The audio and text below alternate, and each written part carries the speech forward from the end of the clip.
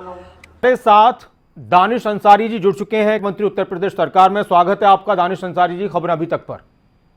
जी दानिश भाई, क्या कहेंगे इस जीत पर? यह शानदार प्रदर्शन रामपुर और आजमगढ़ में, गढ़ में समाजवादी पार्टी की। इस जीत का सारा श्रेय जो है हमारे कार्यकर्ताओं को और हमारे आदरणीय मुख्यमंत्री जी को, हमारे मोदी जी को जाता है। और जिस तरीके से आम जनमानस ने हम पे विश्वास जताया है, हमारे सेवा भाव को उन्होंने स्वीकार किया है, हम लोग पूरी ईमानदारी से आजमगढ़ की और रामपुर की जनता के साथ उनकी सेवा करेंगे, उनके विकास के लिए कार्य करेंगे। दानिश साहब, दोनों जगहों पर मुस्लिम वोट बैंक का बड़ा फैक्टर था और ऐसी जगहों से बीजेपी की जीत, जो समाजवादी पार्टी ये कहती है कि हमारे कब्जे से सीट कभी निकल ही नहीं सकती, बड़ी वजह उसमें क्या नजर आती है? और देखिए, दोनों ही जगह हमारे अल्पसंख्यक समाज ने खुले मन से भारतीय जनता पार्टी को स्वीकारा है। और अगर आप वोटिंग परसेंटेज देखेंगे, मुस्लिम बाहुल्य बूथों पर भी हमें वोट अच्छा मिला है। तो ये दर्शाता है कि अब जो है मुसलमान समाज, अल्पसंख्यक समाज भी विकास की बात सुनना और करना पसंद करता है। और जिस तरीके से लगातार जब से हमारी सरकार है, हमने सबका साथ सबके विकास के जो नारा हमने दिया था, उसको हमने ग्राउंड लेवल पे भी हमने उसके लिए काम किया। तो हमारे प्रति एक विश्वास जो आम जनमानस में है, वो विश्वास आज जीत बन के दोनों उपचुनाव में हमें जनता ने आशीर्वाद दिया, अपने सेवा करने का अवसर दिया है। और हम इसी तरीके से पूरी ईमानदारी से आम जनमानस की सेवा करेंगे और आम जनमानस के विकास के लिए कार्य करते रहेंगे। अखिलेश यादव आजमगढ़ प्रचार करने भी नहीं पहुंचे, उसको लेकर भी लोगों का कहना है कि उनका वहां ना जाना भी एक बड़ी वजह रही है उनकी हार की। वो उन्होंने पहले ही अपना हार स्वीकार कर लिया था। और इस बार यही बात साबित करता है कि दोनों ही जगह को नहीं गए, क्योंकि उनको मालूम था कि जनता ने उन्हें नकार दिया है और इस वजह से वो पहले ही उन्होंने अपने हाथ खड़े कर दिए थे।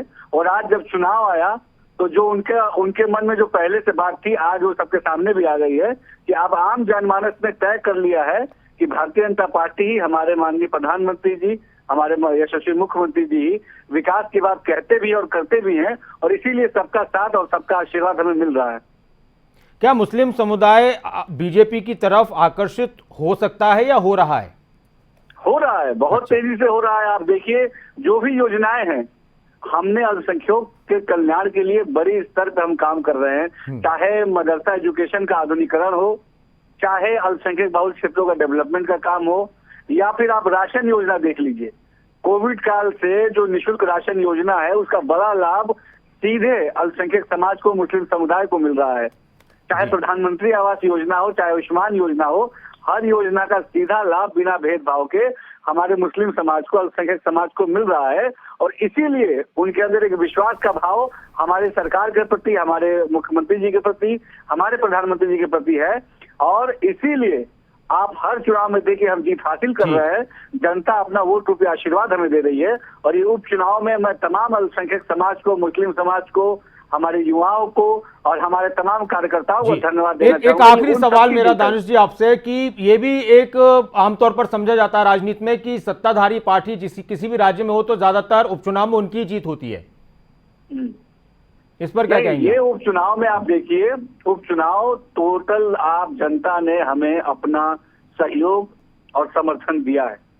और ये उपचुनाव भारतीय जनता पार्टी का उपचुनाव नहीं था, ये आजमगढ़ और रामपुर के जनता ने चुनाव लड़ा है अपना नेतृत्व बदलने के लिए। क्योंकि जिस तरीके से वहां के नेतृत्व ने, जो वर्तमान के वहां सांसदगढ़ थे, वहां विकास की अनदेखी कर रहे थे, तो आम जनमानस में एक रोष था उनके प्रति और आम जनमानस में हमारे प्रति एक विश्वास था। इसलिए उन्होंने हमें जीत हासिल कराई है।